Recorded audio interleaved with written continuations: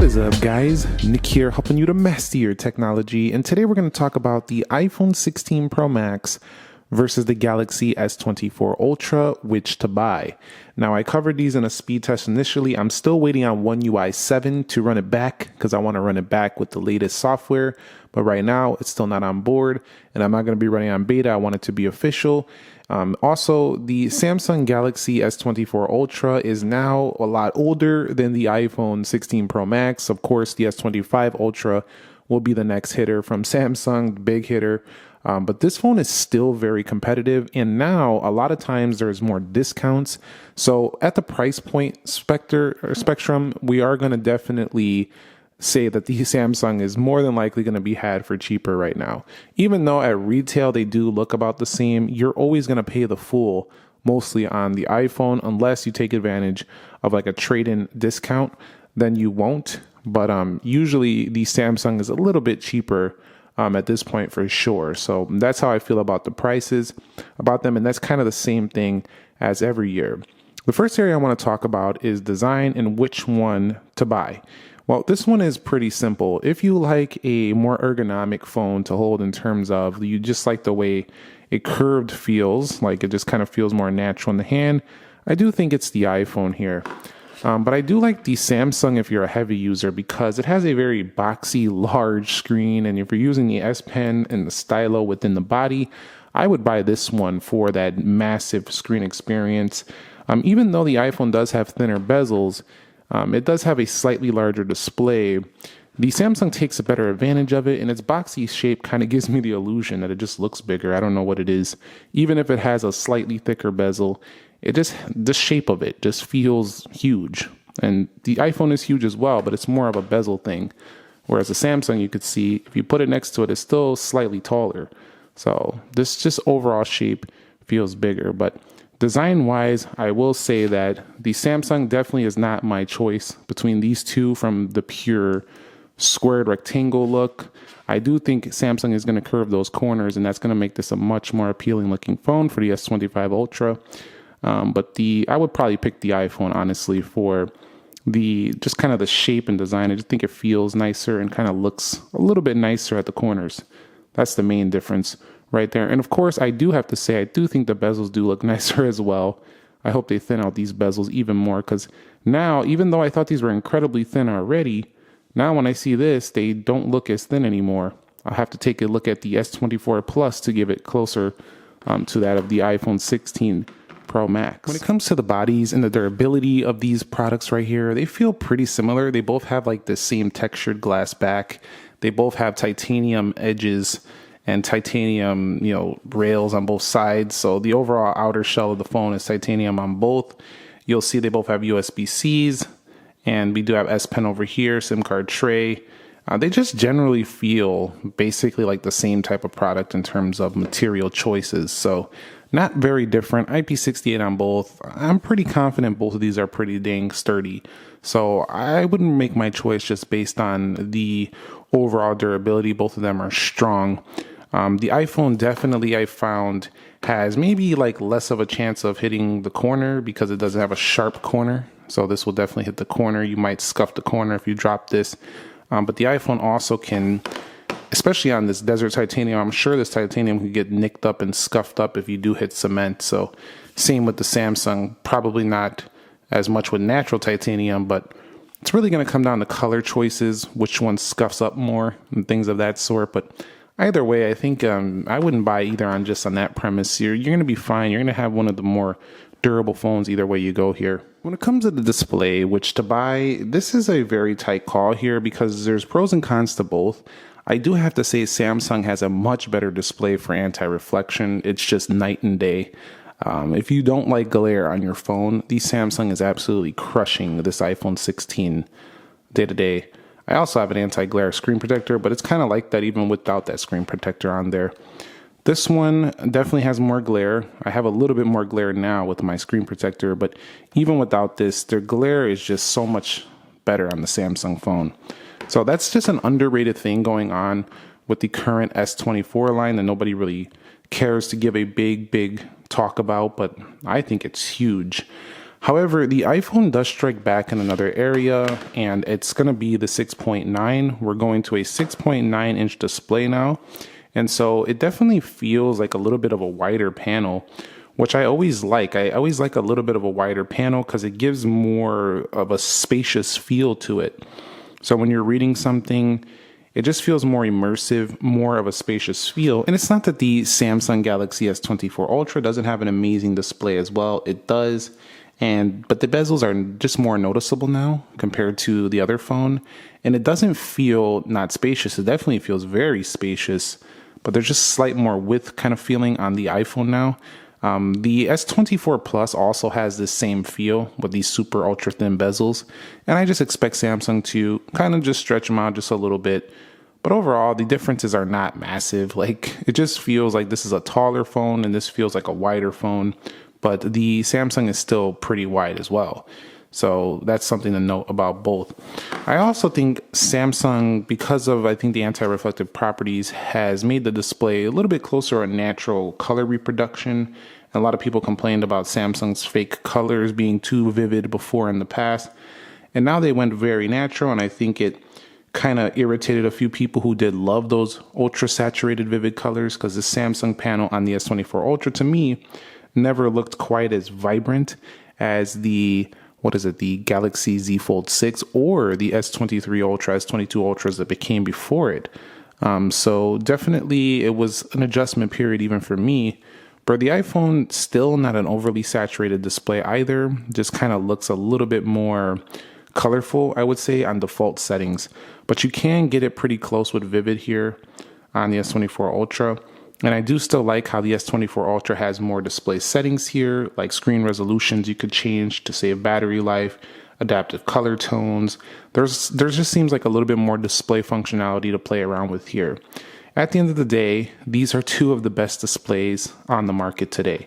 You can't go wrong with either. I think if you want a taller, kind of boxier display, you'll definitely want this one. You should buy this one if you want a wider, but also more comfortable to hold corners on this display, with a display that just kind of has a nice calibration without you having to do anything. Then you would want the iPhone. From a sharpness perspective, you'll want the Samsung. The text is sharper by a good amount, a good like 50 plus PPI. So when you get close and you start reading up close, the text is sharper. Personally, if it was for me, I personally like the high PPI, and I like the anti-reflective properties. So that's my personal opinion. I would probably still pick the Samsung here. But for just general everyday users, like everybody like who doesn't really like dig into the deep into the display specs, I do think the iPhone wins. So from a software perspective, it's so fun to use these phones nowadays. I just love how polished both of them are. I love how far they've come from their early beginnings.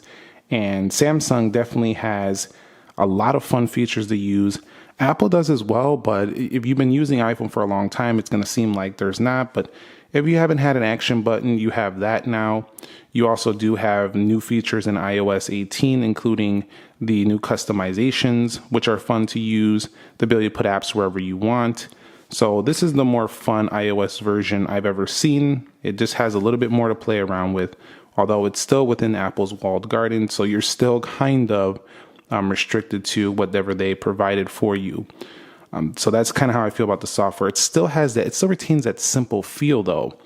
Samsung over here though, I think has cleaned up One UI to a point where it's one of the best softwares on the market today for a feature set, while also still feeling pretty polished. I also like how with this phone over here, you have not only the Samsung store, but you also have the Google Play Store. And while I've said in the past that can be a little bit redundant having two stores, what I like about it though is that it gives you more customization stuff. So you get more things built in with the One UI. So if we go to themes here, Galaxy themes, you just get so much depth of customization. So it's really never gets boring here on the Samsung, and there's free themes, there's ones that are paid. It just never gets boring. Also, the customization, while there is some added to the iPhone, it's still not on the level of a Samsung phone. A Samsung phone is still way more customizable than the iPhone over there. If you go over to wallpapers and themes, they already had those color palettes, to the icons over here. So you'll see if we apply, it'll change the icons. However, with the iPhone, all the icons change. With these, some of them still remain in that color. So to me, this looks still a little bit messier with that. But at the same time, at least it doesn't make them so dark and tinted that they're barely visible sometimes. So that tint, they need to put a light mode for the iPhone as well. But going up in here, the control center and the control over here. So up in here, the quick toggles up here, pretty similar. Control center is pretty similar now as well. Lots of customization in here. So definitely that's not like too different, just looks very different. But you also have more to play around with here on the Samsung. So if we go over here, we have the Galaxy AI features, which are coming to the iPhone. So Samsung wins this round. We'll talk about that in the next section though. But also, if we go down a little bit, you'll see we have different themes, which we showed earlier. But if we go down a little bit further, advanced features, we can play around with the Labs features. We can play around with the S Pen features, the side button, which is kind of why Apple, I think, brought an action button, multi-window features, motions and gestures. I mean, the list goes on and on and on, and it just keeps going. So it's just fun. I would say software-wise, I like the Samsung's fun nature, the ability to do whatever you want basically on the phone. But I like how iOS has got more customization than ever before. And so at the end of the day, it still just comes down to you like the feature set that Samsung's offering with all this multitasking abilities, which I didn't even talk too much about in this video, which I always should. And then if you go into the good lock settings, you can go to home up over here and you could change your task changer type. You could put it like this, a slim list, a vertical list, a stacked list. I like the grid right here. It kind of looks like a little tablet. And then on top of that, you have split screens you can do over here. And then you could flip them around. You could save them as a pair. You also have the edge panels over here on the Samsung. So the whole feature set just feels like a computer in your pocket. It just feels amazing to use. Over here, though, it still feels like we have some of the most polished apps on the market. We have an old, reliable, just great smartphone over here with a little bit more customization than before. When we talk about software support, though, while Samsung does promise longer software support, their updates do roll out a little bit more scattered and not at everyone at first, and they're not as consistent. So Apple still wins there, but we might see a little bit more longevity on the Samsung. We'll have to see if that 7-year promise is held true. We're not even close to that yet. Now, on the topic of AI, I have tried out Apple Intelligence on my other iPhones. I just want to keep it stock on here. I'm going to cover it later on 18.1. So right now I don't have it on the iPhone 16 Pro Max. I'm not happy that they're advertised it, but it didn't come out of the box. Galaxy AI has been pretty cool. I do like the interpreter. I think this is a really great AI feature. Also, the note assist has been excellent, and the browsing assist with simple summaries. I've enjoyed that. Also, Samsung does have circle to search, which is a Google feature built right into the product. So that is also a very awesome feature. In addition, all Android phones support Google Gemini, which I don't have on this particular phone. I've been using it on the Pixel. But Gemini over here is able to be used, which is it's just a great app for AI stuff. So you can use that and you can pair your side button or kind of like change this Google search from the corners to Gemini. So Gemini is being integrated in the Android platform. Pretty amazing. So the AI stuff here, I think, is ahead on the Samsung phone for sure. But Apple's about to catch up really quickly here with Apple Intelligence. But they're still, to me, a little bit behind. Even with their starting feature set, I feel like the Samsung phones already had this. So from a performance perspective, you already seen that in my speed test, the Samsung was winning some, the Apple phone was winning others, but in the benchmarks, the iPhone was winning. That's not always the whole story, though. At the end of the day, it really just comes down to how you're using the phone. Let me go to history here, and you'll see we did get something like this right here. So you see the scores were much higher in Geekbench. But then when we looked at 3D Mark, the scores were actually pretty similar. So on 3D Mark, we had scores that were not too off here. I think the iPhone still won in this respect as well. So let's go over here and we'll go to 3D Mark. Yeah, the iPhone still won there as well, but not by as much, just by a little bit. So Samsung is really right there with them in actual performance and in GPU. Also, the Samsung stayed cooler under the gaming, but the iPhone technically takes the win from both benchmarks. So the iPhone is the faster phone with the A18 Pro chipset versus the 8 Gen 3 over there. And I do think the S25 Ultra is only going to get quicker, but this phone still holds its own against the 16 Pro Max. But if I had to pick one for performance and recommend one for the long term, it's the iPhone. It still has the faster chip, and it actually has better consistency. I think sometimes I get some weird like app closes. It doesn't happen often, but I get some weird like choppy scrolling and things like that on the Samsung occasionally. It just doesn't happen often anymore, but it's still there sometimes. So I would pick the iPhone for consistency in the performance department. All right, guys, so let's talk about the battery life. Well, the battery life on here is pretty darn good. It's actually the best I've seen on a phone in years since the iPhone 13 Pro Max. The Samsung is also very good, but it's about an hour to an hour and a half less in my experience than the 16 Pro Max, and that is pretty substantial. So there's only one king of battery now. It's the 16 Pro Max. This one is not bad though. It's still very good. However, I do think Samsung needs to increase the size of the battery. I think OnePlus is putting larger batteries now. So they need to do this already. Increase the size in a safe manner. We don't want to have another Fire phone like we had before, but definitely I would like to see them increase the battery size for the S24 Ultra to the S25 Ultra. I don't know if they will. But definitely I would like to see better battery life for Samsung going forward. It's not bad though. This phone is still very, very good in the day-to-day. And if you put it in the 1080p mode, which is not even that much different looking day-to-day, you'll get even better battery life. I also like the battery modes better on the Samsung phone. I think they're a little bit more useful, like their power saving modes. But this phone right here, just go to display settings, scroll down right here to screen res, put in Full HD Plus, and I get even much better battery life than I would with the QHD. So for battery savings, I would do that. But at the end of the day, which one to buy for battery? I'm going to say the iPhone. It definitely has shown me that it has longer and better battery life. Right, so this one is pretty simple, the cameras. While it can be complex, it is pretty simple which one to buy. I'm going to tell you really quickly here. Buy the Samsung if you want zoom. Straight up. This thing has way more zoom. It's crisper at the long end. Just buy it for zoom. If you zoom a lot, just get this phone. This phone is fun to use for that. Get the iPhone if you want to do a lot of pro video. It has better video quality, I think, for professionals and stuff like that. The apps are more polished and useful. Video editing apps are better, I feel like, on the App Store. Just get this phone for video. It has 4K 120. You also have that on the Samsung, but it's in the Pro mode. The iPhone does a better job with just switching between these cameras in video. So this is the video king to me. The iPhone also does very good in photography as well, and has a camera control button, which is not really a deciding factor, I feel like, and does have RAW modes. It's just simple, and it gives you really high quality professional like video. Front facing cameras are not like a huge deal, but also if you're using this for business and social media, the results look amazing on that phone. Some of the best I've ever seen. If you want to see some comparison samples between these, check out my camera comparison. I'll leave that down below in the description. I already did a full-blown camera comparison between these. Pick the Samsung though if you want softer results. You don't like this over detail on your skin. You like a more softer look to your image. This phone looks way better than the iPhone for that.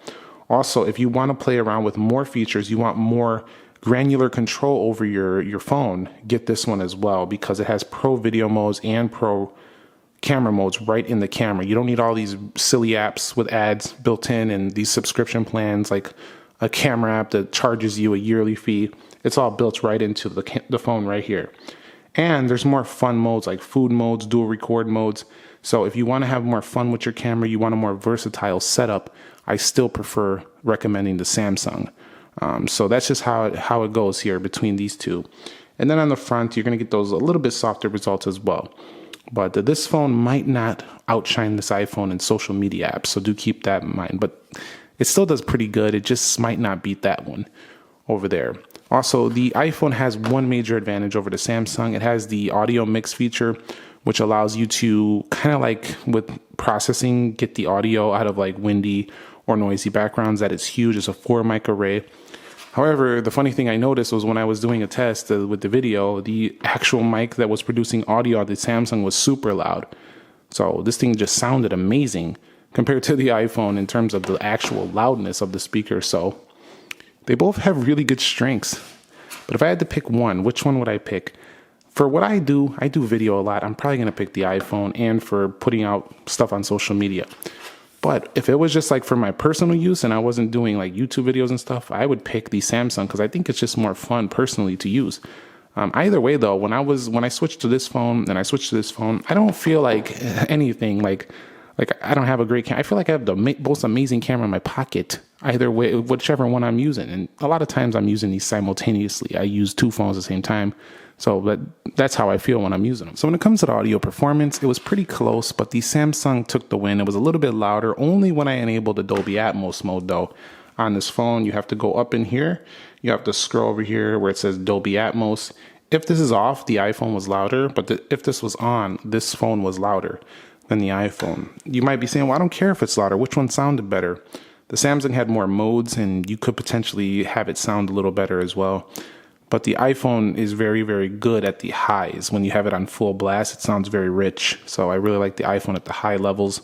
Still, the Samsung wins in audio. It's louder with Dolby Atmos, and that's just the bottom line. That's what I got to say about that. Connectivity wise, you can still charge other people's phones on this phone. You can't do that over here, but they both tie it up with a Bluetooth 5.3 on board. Both have USB-C Type 3.2, and both of them have Wi-Fi 7. So they're essentially on the same level with connectivity. I think the iPhone has a slightly newer modem, so it might have a little bit better reception strength than before, but Samsung has always done really good here as well. So I haven't noticed massive changes on either of these. I still get great reception on both of these phones, and it's a lot closer now than it's ever have been before. Lastly, I do want to say a couple other things which to buy in terms of color options. Well, you have more color options for the Samsung, including exclusive colors on their website, but you might like the new Desert Titanium. You might like some other color options like the black titanium they have for this phone. So there's definitely, it's going to be subjective in that respect. Now, both of these have a couple special features I want to make note of. Emergency SOS, severe crash detection, like it will call police and authorities and things of that sort. You also do have satellite messaging, which can be life-saving in things like natural disasters, kind of like one that's going on, unfortunately, in Florida right now. But the Samsung DeX right here is a feature that can turn your phone into a computer. So that's one of the best special features on the Samsung phone. So at the end of the day, I mean, both of them have their specialties, and it's really going to come down to what you prefer. I like the emergency stuff on the iPhone. It's just a nice safety, peace of mind for your phone that if you have this phone on you, anything happens, it's going to be, you might be having a life-saving feature on your phone. Hopefully nothing ever happens where you'll have to use that feature, but it's there as kind of like a little insurance policy on your phone. All right, and then lastly, I gotta say which to buy if you plan on trading your phone within 2 years, a year or two. I would say pick the iPhone. The resale value is gonna be a lot higher. Only if you're gonna do another Samsung phone, or you know I'm sticking with Samsung, then it doesn't really matter because you'll be able to trade your S24 Ultra for $900,000 and get the newest one for like maybe $600 instead of like $1,500. So the Samsung will do a good trade-in value if you trade it in the Samsung.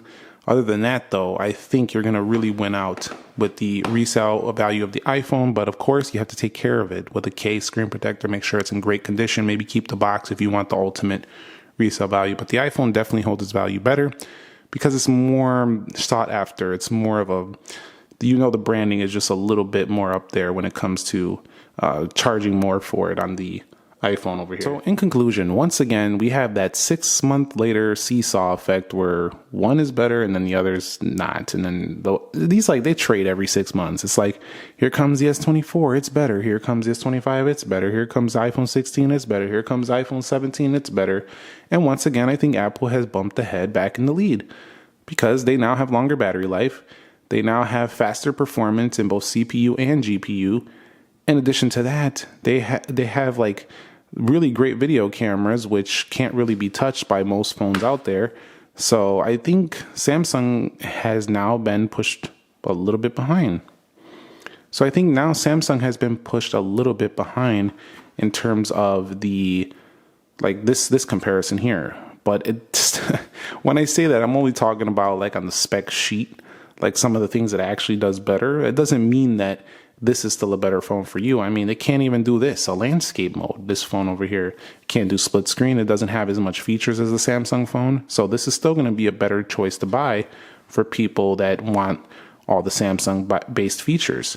And we didn't even talk about ecosystems. Both of them have great ecosystems. As a matter of fact, I got the Buds, I got the Samsung Book, I got the MacBook and the AirPods, and both do great jobs with their respective ecosystems. So they're very good in that respect. How I would say it is, if you want a simple to use phone that you don't really care about a lot of customization features and high tech, just techie features, labs like stuff, decks, digging deep into the software customization, multitasking, heavier use, business productivity, I would pick the iPhone. If you want all of those things I said, I'd pick the Samsung. And if you're doing video professionally, I'd pick the iPhone. And if you're doing video and photo and you're doing a lot of personal photos and you just want a lot of fun, different features for all your travels and things of that sort, I think the Samsung is better with its zoom and food modes and all those fun modes. So that's how I would pick them. Thumbs up if you enjoyed it. Subscribe if you haven't already. If you found this video helpful, entertaining, informing, do me a favor, click the like button for me, and I'll catch you on the next one. Nick here. Be sure to be well, and peace.